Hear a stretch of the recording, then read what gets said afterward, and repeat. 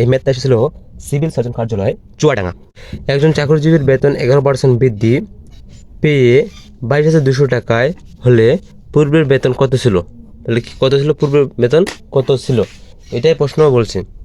তাহলে আমরা সমাধান করি। সমাধান 11% বৃদ্ধিতে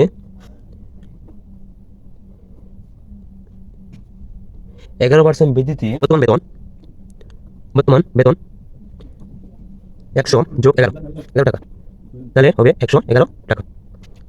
বর্তমান বেতন 111 টাকা হলে পূর্বের বেতন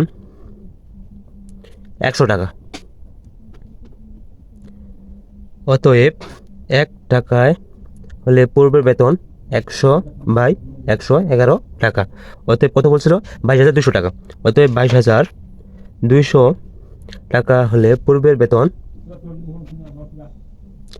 100 × 22,200 ভাগ 111। তাহলে 111 ভাগ এটা হলে হবে 200। অতএব